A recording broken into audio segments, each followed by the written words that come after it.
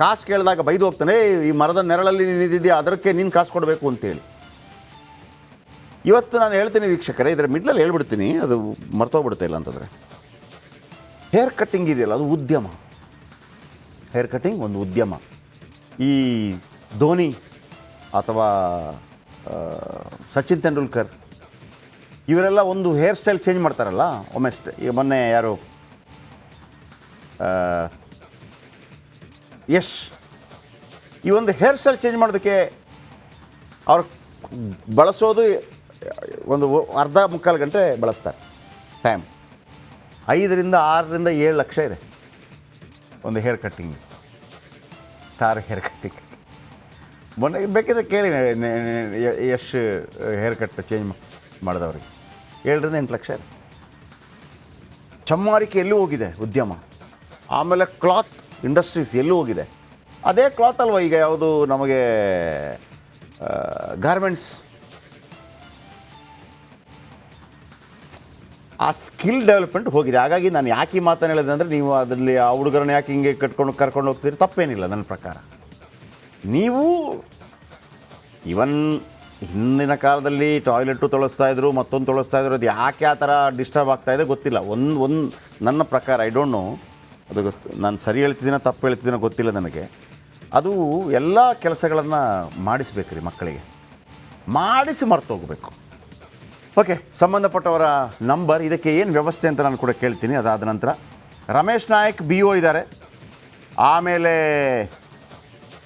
Manjunath DDPA ಇದ್ದಾರೆ, ಹೇಮಂತ್ ಜಿಲ್ಲಾ panchayat CO ಇದ್ದಾರೆ, ಗುರುದತ್ ಹೆಗಡೆ ಜಿಲ್ಲಾಧಿಕಾರಿಗಳಿದ್ದಾರೆ, ಆಮೇಲೆ ಶಾರದಾ ಪೂರ್ವ ನಾಯಕ್ ಶಾಸಕಿ ಇದ್ದಾರೆ,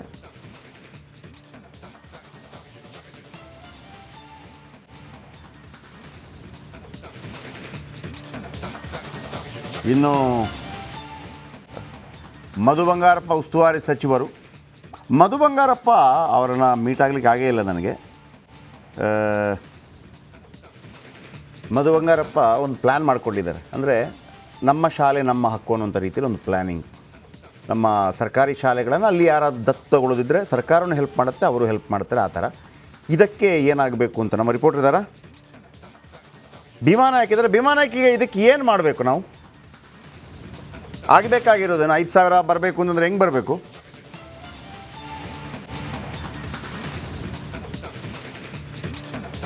ಹಲೋ, ಎಸ್, ಇದಕ್ಕೇನು ಏನೇನು ಇದಕ್ಕೆ ಪರಿಹಾರ ಏನು?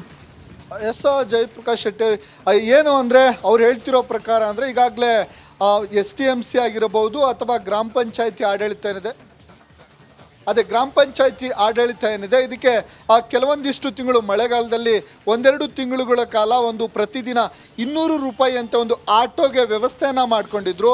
ಆ ಆಟೋಗೆ ಪ್ರತಿನಿತ್ಯ 200 ರೂಪಾಯಿಗಳನ್ನು ಕೊಡಲಾಗ್ತಿತ್ತು. ಅಂದರೆ ತಿಂಗಳಿಗೆ ಒಂದು 6,000 ರೂಪಾಯಿ ವೆಚ್ಚ ಬರ್ತಾಯಿತ್ತು STMCಗೆ.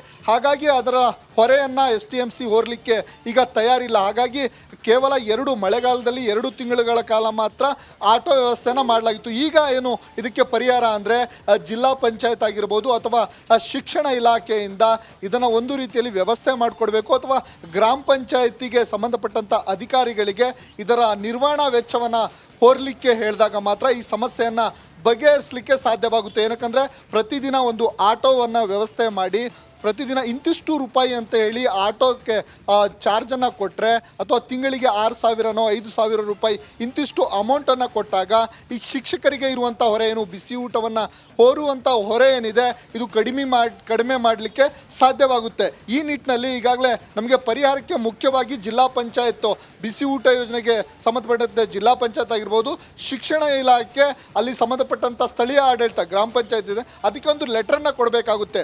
ಈ ವೆಚ್ಚವನ್ನು ನೀವೇ ಬರೆಸಬೇಕು ಅನ್ನೋ ನಿಟ್ಟಿನಲ್ಲಿ ಲೆಟ್ರನ್ನ ಕೊಟ್ಟರೆ ಈ ಸಮಸ್ಯೆ ಬಗೆಹರಿಯುತ್ತೆ. ಲೆಟ್ರ್ ಯಾರು ಕೊಡಬೇಕು?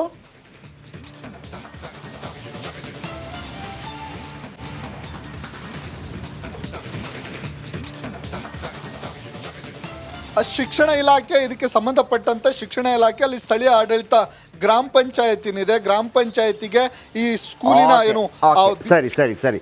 ಈಗ ರಮೇಶ್ ನಾಯಕ್ ಅವರಿದ್ದಾರೆ. ರಮೇಶ್ ನಾಯಕ್ ಸರ್ಗೆ ಹೇಳ್ತೀನಿ ನಾನು. Ramesh Nayak sir BO. Ramesh Nayak sir, ನಮಸ್ತೆ ಸರ್. ನಮಸ್ತೆ ಸರ್. ಇದು ಶಿವಮೊಗ್ಗ ಗೊತ್ತಾಗಿತ್ತು ಅಂತ ಅನ್ಕೊಂಡಿದ್ದೀನಿ. ಶಿವಮೊಗ್ಗ ತಾಲೂಕಿನ ಕೋಟೆಗಂಗೂರು ಗ್ರಾಮ ಸರ್. ಸರ್ ಹೇಳಿ ಸರ್ ಪ್ಲೀಸ್. ಅದು ಕೋಟೆಗಂಗೂರು ಗ್ರಾಮ. ಸರ್. ಕೋಟೆಗಂಗೂರಲ್ಲಿ 1ರಿಂದ 5ನೇ ತರಗತಿ ಶಾಲೆ ಇದೆ. ಹಾಂ ಸರ್, 1 ಸರ್. ಒಂದು 8 ಓಕೆ. ಅಲ್ಲ 1ರಿಂದ 5 ಒಂದು ಕಡೆ, ಹೌದು ಸರ್, ಹೌದು. 6ರಿಂದ 8 ಇನ್ನೊಂದು ಕಡೆ. ಹೌದು ಸರ್, ಹೌದು ಹೌದು. ಆಮೇಲೆ ಆ ಬಿಸಿ ಊಟ 3 ಕಿಲೋಮೀಟರ್ ಹೋಗ್ಬೇಕು. ಹಾಂ ಸರ್, ಹಾಂ ಸರ್. ಮೊದಲೆಲ್ಲ 200 ರೂಪಾಯಿ ಕೊಡ್ತಾ ಇದ್ರು. ಹೇಳಿ ಸರ್, ಹೇಳಿ ಸರ್. 5,000 ರೂಪಾಯಿ ತಿಂಗಳಿಗೆ ಒಂದು ಫಿಕ್ಸ್ ಮಾಡಿಬಿಟ್ರೆ ಗ್ರಾಮ ಪಂಚಾಯತಿಗೆ ಒಂದು ಲೆಟ್ರ್ ಕೊಟ್ಟೇನೋ ಮಾಡಿದೆಯಂತಲ್ವಾ? ಹಾಂ ಸರ್. ಅದೊಂದು ನೀವು ಕೊಟ್ಬಿಟ್ರೆ ಭಾಳ ಈಸಿ ಆಗ್ಬಿಡುತ್ತೆ ಸರ್. ಭಾಳ ಕಷ್ಟಪಟ್ಟು ಹೋಗ್ತಾ ಇದ್ದಾರೆ ಅವರು. ಸರ್, ಒಂದು ಸಬ್ಮಿಷನ್ ಏನಂದ್ರೆ, ಈಗಾಗಲೇ ಹಿಂದೆ ಅಲ್ಲಿ 2 ಕೊಠಡಿಗಳ ಅವಶ್ಯಕತೆ ಇತ್ತು ಸರ್.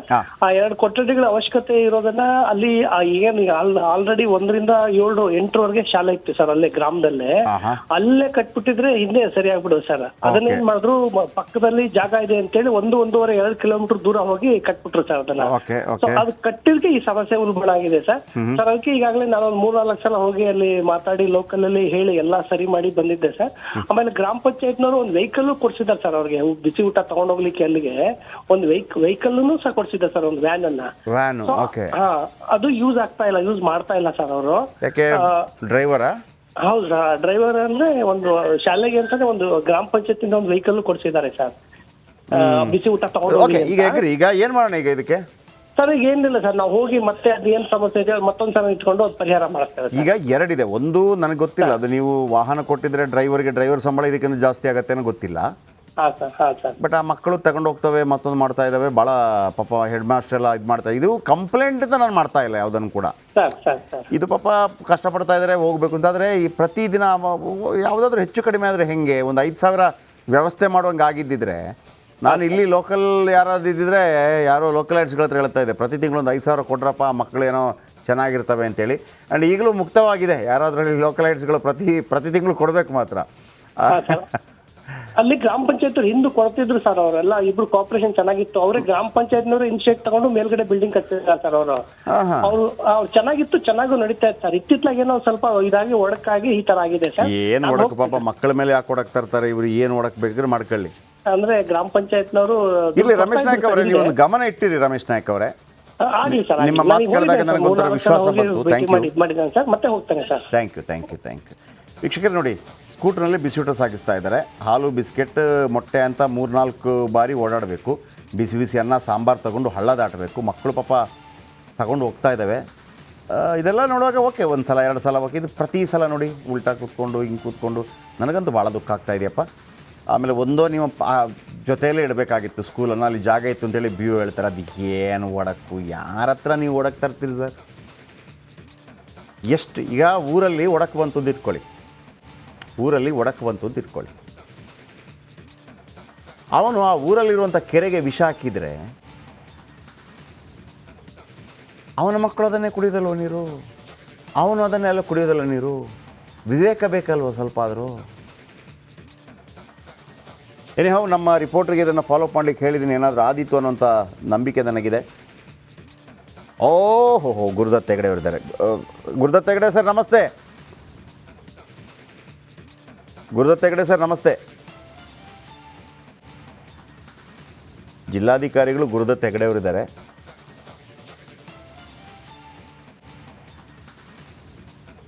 ಓಕೆ, ನಾನು ಗುರುದತ್ ಹೆಗಡೆ ಅವರನ್ನು ಸಂಪರ್ಕ ಅಂದರೆ ಇದು ಅವರೆಲ್ಲ ಇಂಟರ್ಫಿಯರ್ ಆಗುವಂಥದ್ದಲ್ಲ. ಆದರೆ ಒಂದು ಜಿಲ್ಲೆಯಲ್ಲಿ ಆ ಥರ ಗಮನದಲ್ಲಿದ್ದಾಗ ಒಂದು. ಆಮೇಲೆ 2ನೇದು ಹೇಳ್ತೀನಿ, ಶಿವಮೊಗ್ಗ ತಾಲೂಕಿನ ಕೋಟೆಗಂಗೂರು ಗ್ರಾಮದ ಶಾಲೆ. ಅದೇನೋ ಗಾಡಿಯೆಲ್ಲ ಹೋಗಿ ಬರೋದಕ್ಕೆ 5,000 ಒಂದು ಆಟೋ ರಿಕ್ಷಾ ಮಾಡಿದರೆ 200 ರೂಪಾಯಿ ಥರ ಆದರೆ ತಿಂಗಳಿಗೆ 5,000 ಅಂದರೆ ಸಂಡೇ ಸ್ಯಾಟರ್ಡೆ ಎಲ್ಲ ಕೆಲವು ರಜೆ ಎಲ್ಲ ಇತ್ತು. 5,000 ಇದ್ದರೆ ಆ ಪ್ರಾಬ್ಲಮ್ ಸಾಲ್ವ್ ಆಗುತ್ತೆ. ಲೋಕಲೈಟ್ಸ್ಗಳು ಯಾರಾದರೂ ದಯವಿಟ್ಟು ಅದನ್ನು ಕೊಡೋರಿದ್ದರೆ, ಒಂದು ನಮ್ಮ ಶಾಲೆ ಅಲ್ಲಿ ಕೊಡೋ ತನಕ ಅಂತ ಇದ್ದರೆ ಯಾರಾದರೂ ಮುಂದೆ ಬನ್ನಿ, ಶಾಲೆ ಹತ್ರಕ್ಕೆ ಬರ್ಬೋದು.